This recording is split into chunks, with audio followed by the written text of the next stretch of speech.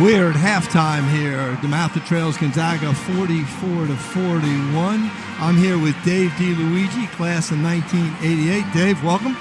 Thank you, Neal. What'd you think of the first half? Well, it's a tough game. Gonzaga is very talented. DeMatha's tried to keep it close.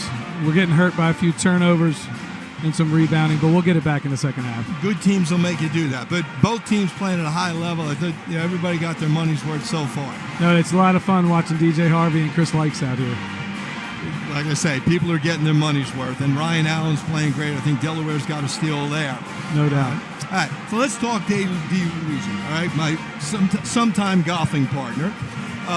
Now, you're a graduate class in 1988, so you come here in 1984. Was your mom already on staff?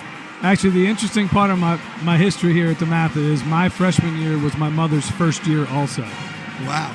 Okay. So how awkward was that? It wasn't too awkward. As a freshman, maybe a little bit more, but as I worked through my 4 years, it wasn't difficult at all. Now, she taught Spanish, so I'm sure you took Spanish, right? No, I refused to take Spanish, and I intentionally took French so I wouldn't have to have her in class. Okay. And then class 89 is your brother Mark. So all of a sudden, we got DeLuigi's all over the place. That's right. All right. So did you ever get caught in the middle? In other words, some of your friends probably had her in class, right? Had her for Spanish? I did. I got caught in the middle often because my mother was a pretty tough teacher. She would usually call parents at home if their students her students weren't doing their homework or weren't working hard enough in class. And in fact, there were several times when friends of mine would come up to me in the lunchroom and say, your mom called my mother at home last night, and I'm getting a B in her class, but she told my mom I should be working harder and getting an A. Mom was one of my all-time favorites, all right? But you never had to wonder where you stood with her. She would let you know right away. Now, how about on the other end? You're at home with dinner, all of a sudden now she's complaining about, I don't know, that Jason Bishop or something like that where somebody was giving her a hard time. Do you ever have to hear it on both ends? No, she usually played that pretty close. She didn't offer her opinions at the dinner table. Uh-huh. That's good.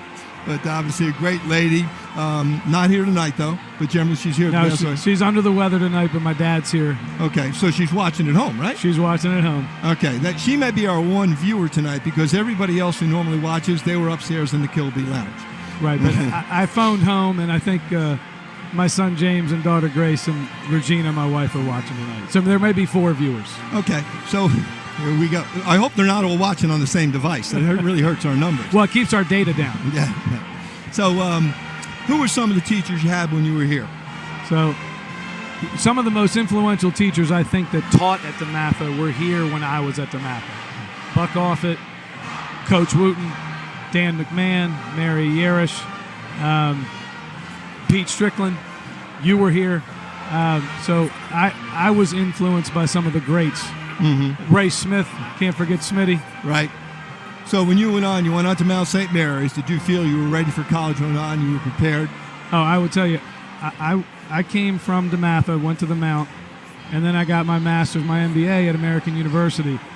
There was no educational challenge more grueling or rigorous than here at DeMatha. Mm-hmm. And I would tell you that I was over-prepared, more prepared than I thought I would be at the Mount, and even more prepared for my master's degree. Okay. So you get your master's, career in banking, right? You've been doing that for how many years? So I've been with M&T Bank, now Wilmington Trust Company, for 25 years this June. Mm-hmm. Okay. So we got you as a student, now a DeMatha parent. A couple years ago, your son James comes in as a freshman, has a great year in the classroom, great year in the basketball court, and then you guys are living all the way out in Ashburn. That had to be a great year, but also a tough year. What was that like? It was. James, from the time he was born, I think was in the womb, he knew he wanted to come to DeMatha. And going into 8th grade, he committed to coming here.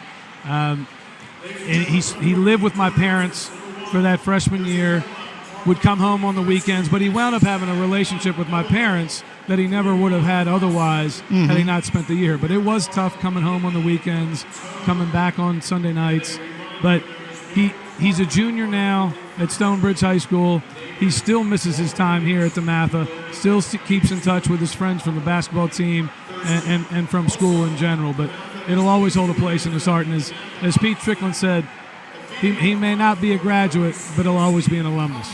Well, I think Ponton will, a couple of years hit him up for monies, and that, Yeah, there's no question about that. But the big thing is he did great here. It wasn't like it didn't work out. He was just away from home. That's right. Ashburn was 40 miles from here or something like that. 40 miles. And certainly depending on what time of the day you go, it can take, 2 hours, an hour and a half or something like that to get there. That's right. So, and he's doing well out there. I went out to one of the games. Great environment out there. He's playing a lot. He's doing really well. He's shooting the three. Maybe we could have used him tonight a little bit. Who knows? But it's working out. It is working out. He's having a great experience at Stonebridge, and he got second team all conference honors, and he's doing well in the classroom. So he can't complain. We're very happy. Okay. Now, your son transfers out. You figure maybe you're done with DeMatha.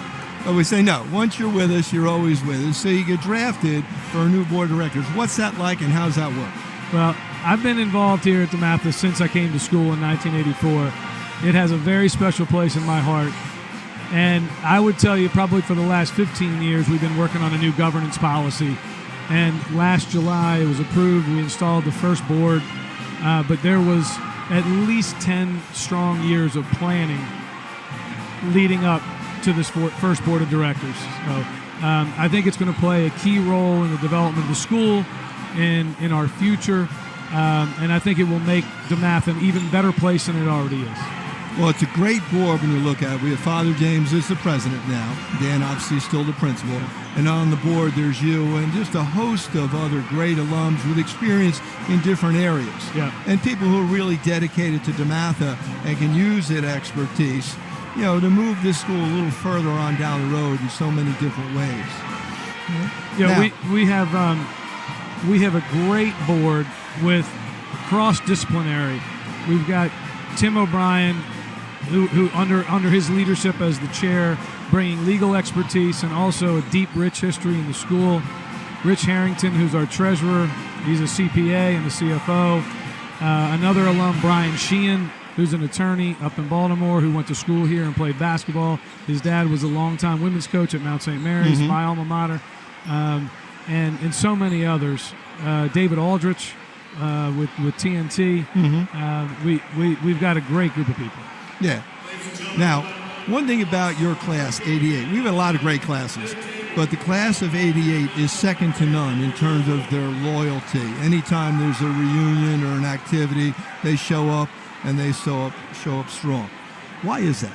I would say there's probably 2 or 3 reasons, and I talked about this at our last reunion. One is when we were here, I like to call it the golden age of DeMatha, at least it was for me. When we were here, many of the legendary teachers had their own children here. Morgan, coach, had his children here. Mary Yeris had her children here. Ray Smith had his children here. So when we were walking the hallways and we were in the classroom, they thought of us and treated us as their own because of where they were in their life and where their children were. So I felt very special. And then we also had some very tragic things happen to our class. We had a few. We had one suicide. One of our classmates committed suicide in our junior year, and I really think that helped us to bond, come together, and it's kept us together and special for almost 30 years now. Well, Dave, thanks for coming on. This is great, and you're one of the many reasons why there is only one DeMatha. Thanks for all your help and continued service. You got it. Good luck. Now cheer hard for the second half.